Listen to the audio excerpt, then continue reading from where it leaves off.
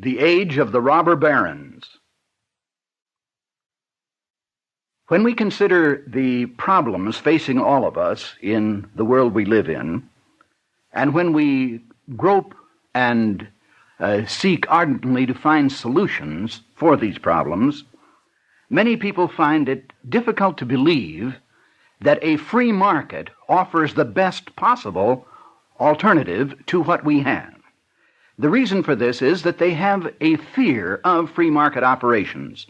And one of the fears that they have is the fear of unscrupulous men who get themselves in positions of economic supremacy, and because of that, most people believe that should this occur, they would be absolutely helpless before the power and the might of those men in positions of economic influence and power who would thus take advantage of them. And the consequence of this is that many people, although they really don't want to do this, feel that they have to turn to the government in order to regulate the economy and make things come out the way they would like to.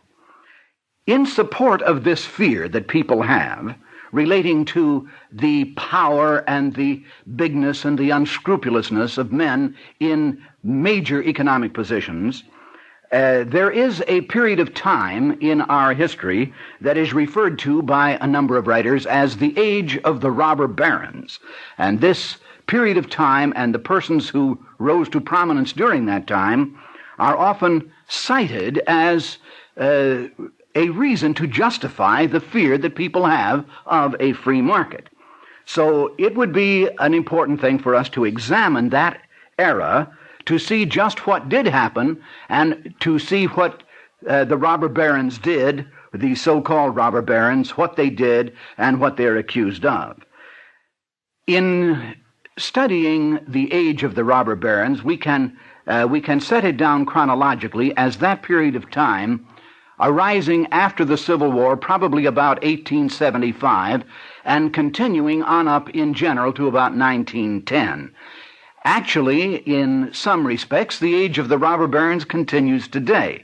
There are still a few men who are giants in industry, commerce, and finance who loom large on the American horizon, and doubtless who will be listed in some future book as robber barons. At the present time, very few people call them that because they usually think of the age of the robber barons as already having passed. Nonetheless, these men would probably qualify at some future time, so we might keep them in mind. There is actually a literature in existence, perhaps several hundred titles, relating to the robber barons, the giant moguls, the big men of apparent power and influence, who certainly dominated that period of time from 1875 to 1910 in the development of this country. And of course, what we should examine then is the criticism that has been leveled against these persons to see whether or not the criticism is warranted and whether or not these men, in fact, injured the development of America and made conditions worse for people generally, or if, in point of fact, their contribution was beneficial and people gained as a result of what these men did. In studying the various books that have been produced and the scholarship that has examined the lives of the so-called robber barons, there are in the main three criticisms that repeat again and again as it relates to these people. Let me take these three criticisms and see whether or not they are warranted. The first of these is this: that every one of the robber barons became enormously wealthy. Now, I don't think there's any question of that. In fact, that's how you qualify as a robber baron. You would have to be wealthy in a very, very large way. And so the men that are held up to criticism here and attack and abuse, in every case, are very, very wealthy men. It actually appears, as we go over the literature respecting these people and this period of time, that becoming wealthy is almost a crime in itself. This seems to be the attitude of the writers. that commercialism per se is bad, that anyone who succeeds in a commercial venture is somehow reprehensible, and anyone who succeeds in an extraordinary way must be a villain of the first caliber. Why would this idea persist? Well, it appears to trace back to a very early concept that many people seem to have about the workings of a market. It is lost in antiquity, but the idea apparently stems from a view of the world that suggests that the total amount of wealth in existence is static. There's just so much of everything. And therefore it would follow, if that were true, when all the wealth in the world is just a fixed amount, X, whatever it may be, that if a man enters into a business transaction with another man and profits as a result of that transaction, then it would follow, using this same base of reasoning, that the second man with whom the transaction occurred would have lost. And so there appears to be just an innate type of villainy or immorality in business per se. Any kind of business is viewed as being something that's, well, somehow it's a little dirty. It's just not the kind of thing that good people want to get into. They get into it unavoidably because they have to stay alive, but actually they would prefer not to be there. They would prefer to be in something that is at a higher moral level, and this is the way these thoughts run. And this, of course, appears in the literature against the robber barons. So it is made to appear that here we have a typical robber baron who has made a fantastic amount of money. Well, obviously, then, according to the thinking, since he has made so much money, he must have caused a corresponding loss elsewhere. And therefore, he has managed to acquire his enormous wealth through creating corresponding amounts of poverty. Now, that's exactly the way these people look at it. And of course, it is completely inaccurate and wrong. First of all, you have to understand that the amount of wealth in the world is not static. Of course, at an earlier date, people viewed wealth as consisting primarily of land. And when they did, well, you're dealing with something that is more or less static. They're not making very much land anymore. You have pretty much a fixed quantity of land.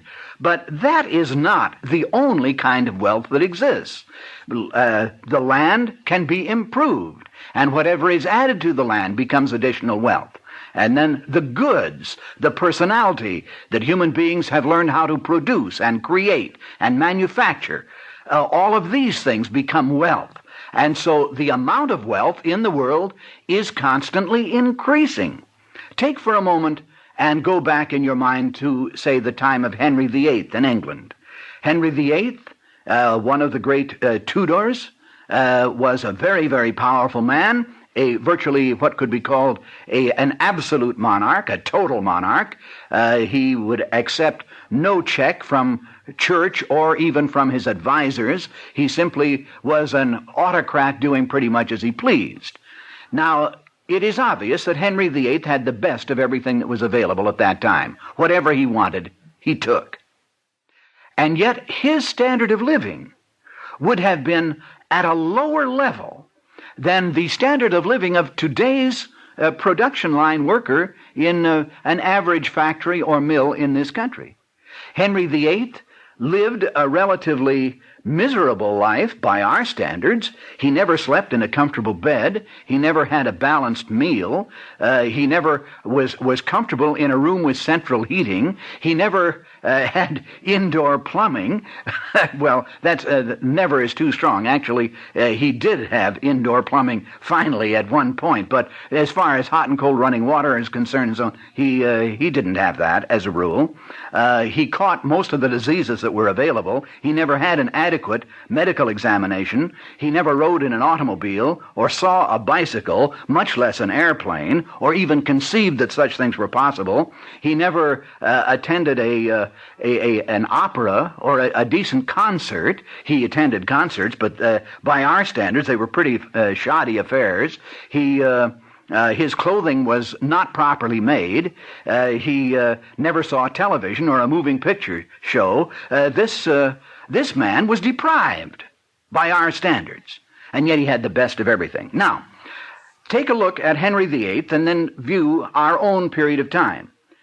Is there more wealth in the world today than there was at the time of Henry VIII? Obviously there is. Well, where did it come from?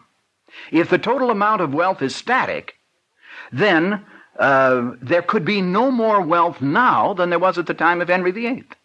At the time of Henry VIII, most of the people of England were impoverished.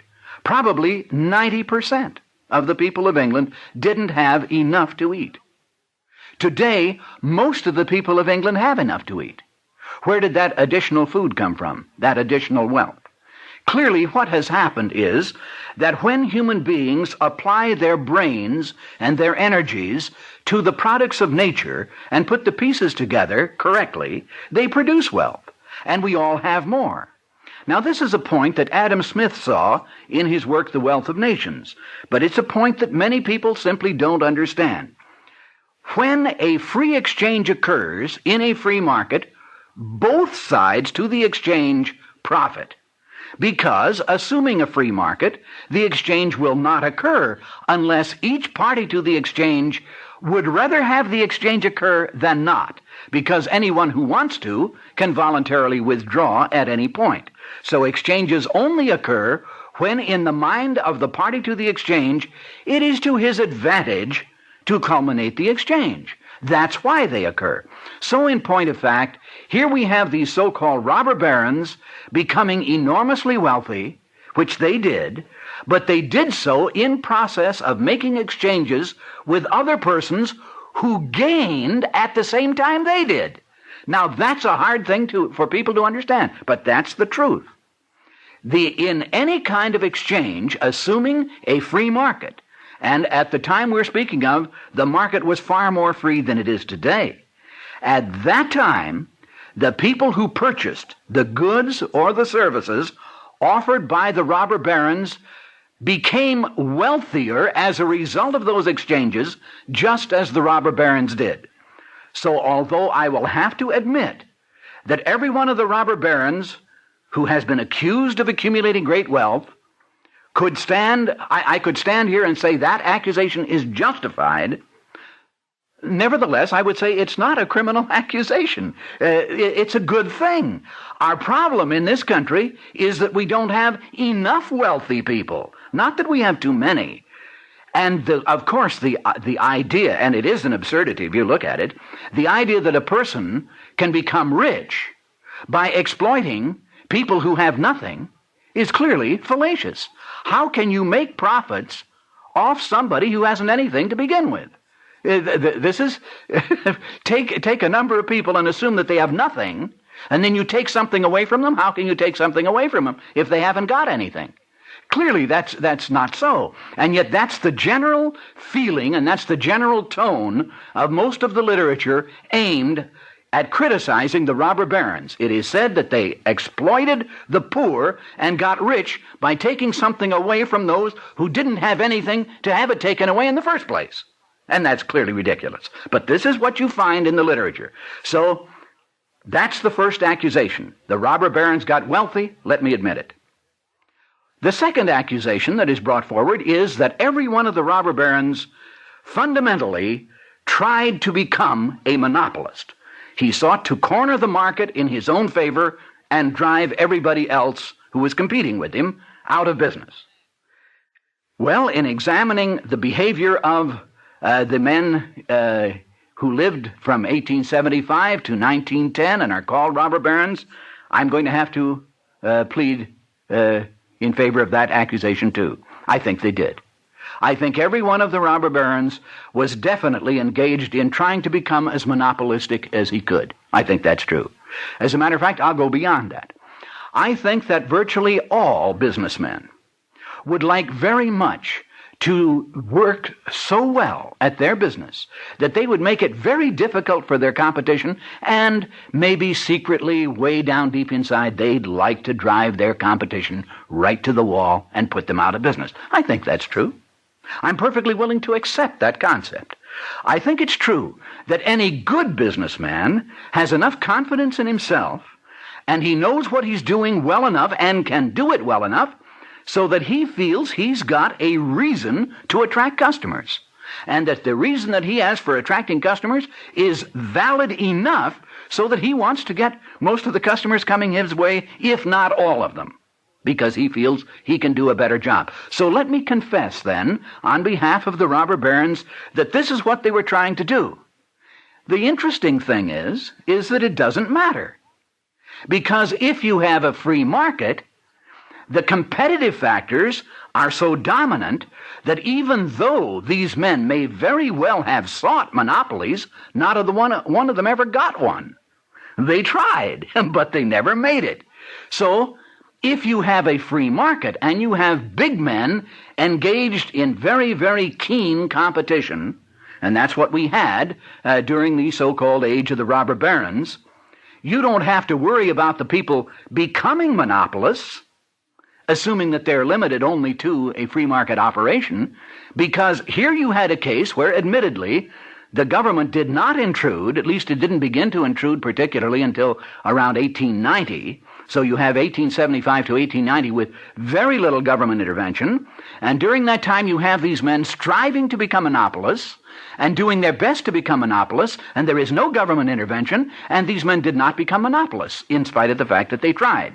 Now, of course, it is sometimes suggested by various writers that they did, in fact, become monopolists, but this is not true.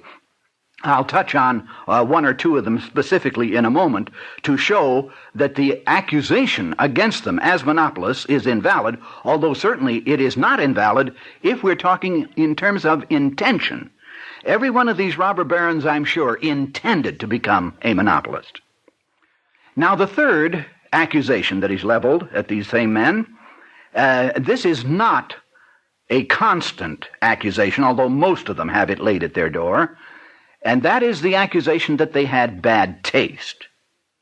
Somehow this one doesn't really move me very much, so I'll just confess to it categorically. I suppose they did. I'm not absolutely certain what good taste is. I think taste is apt to be in the eye of the beholder, and the critics of these men apparently felt that they took their great wealth and they spent it foolishly. I presume that means that they spent it in ways that the writers wouldn't have spent it if the writers had had the same amount of wealth.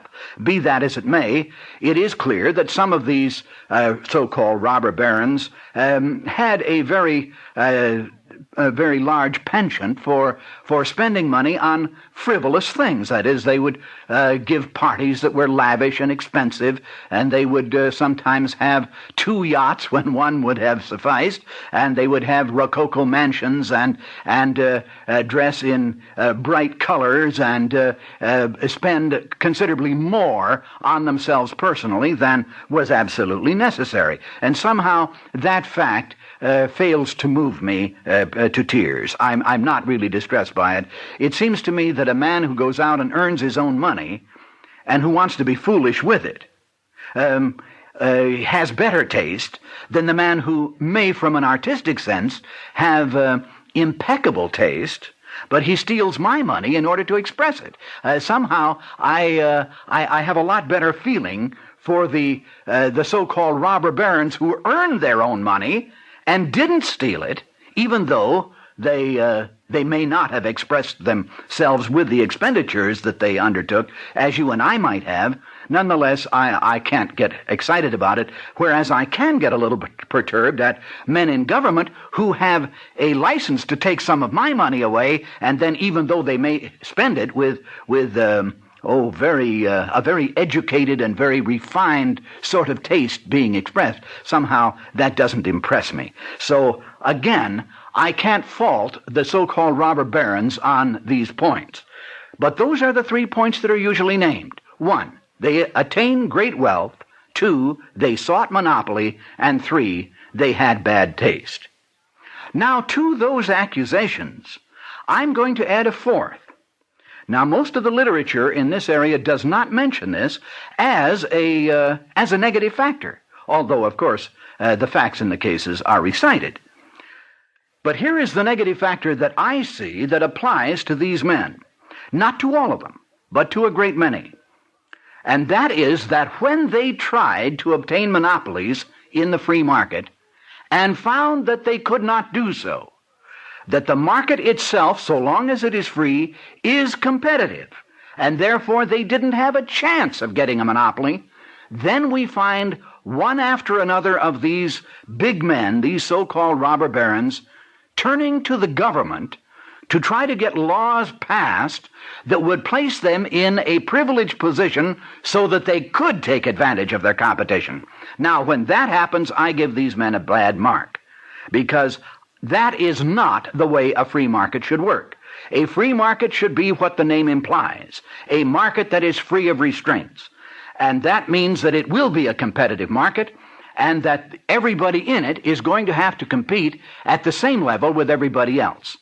But as long as you have a government that wealthy men can go to in order to get special power handed to them, then you do have the chance of corrupting the market and ultimately creating a condition of privilege, which a number of the men that we think of as robber barons, in fact, took advantage of. Now, this does not mean to suggest that they all did, because they did not. There are several outstanding cases where these big men refused absolutely to have anything to do with the government and operated strictly in the market and made their fortunes without any political help or connivance.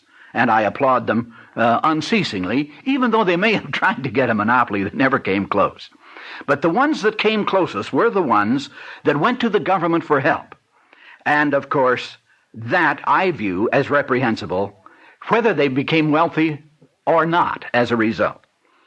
Let me take a few of the names now of the robber barons, the so-called robber barons, and discuss just one or two cases.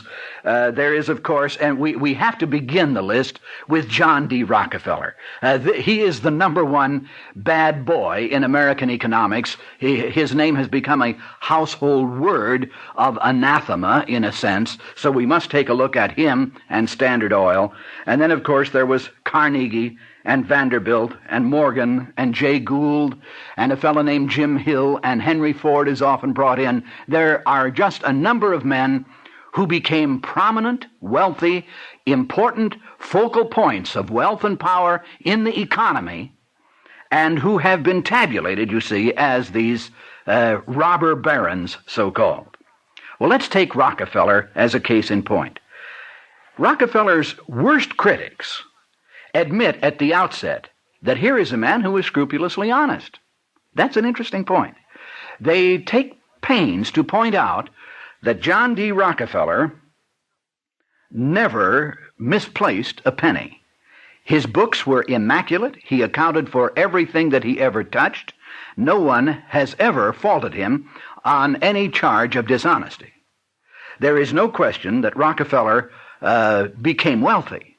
He became one of the all-time wealthy men of the world, and obviously he did it with the creation of Standard Oil. Now, first it's important to understand that Standard Oil, as it began, was not anywhere nearly the size that it is today. We're talking about 1875, when the development of oil in the country was primarily going into paraffin and kerosene products. Gasoline was only just being developed, and the internal combustion engine was just getting started. So the oil business as such was a tiny business compared to what it is today. So, of course, naturally, we tend to have better hindsight than foresight, and so we think of Standard Oil as this giant firm. At the time Rockefeller created it, it was just a little operation. That's all it was. But Rockefeller sought not to bring in new oil wells or develop the flow of oil in this respect. What he sought was to improve on the refining of oil. And he thought that he could do it well enough so that only his company would be the only company that would do any oil refining. That's what he wanted Standard Oil to accomplish.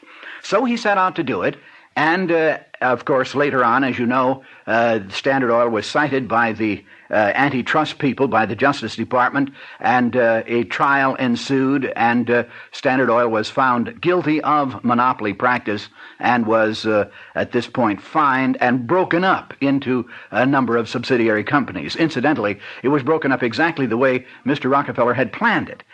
He wanted it broken up because it had become unwieldy, and he made the recommendations to the court that were accepted by the court, so that actually the court assisted Mr. Rockefeller in making Standard Oil more efficient than it had been to begin with, which was pretty cute. Anyway, when Rockefeller got into the oil business and decided that he wanted a monopoly in this area, he began competing with every other refinery on this basis. He cut prices. He reduced his prices, and he improved his quality, and of course the result was that he really gave his competition something to work against. Now, the accusation was brought out in the hearing, and it's certainly true, that by this type of practice, by cutting his prices and becoming increasingly efficient, Rockefeller forced a number of companies into bankruptcy. That's true. He did. If they did not have good management, he did have good management, and he was able to bankrupt them. Now, this is a very interesting sidelight here. After he had bankrupted a company by competing with them at a level that they couldn't meet, his normal procedure was to go over and buy up the assets so that the people that he literally drove to the wall were never ruined, because he always paid them in the end for the assets that they had that he took over. This was something that he didn't have to do, but he did it.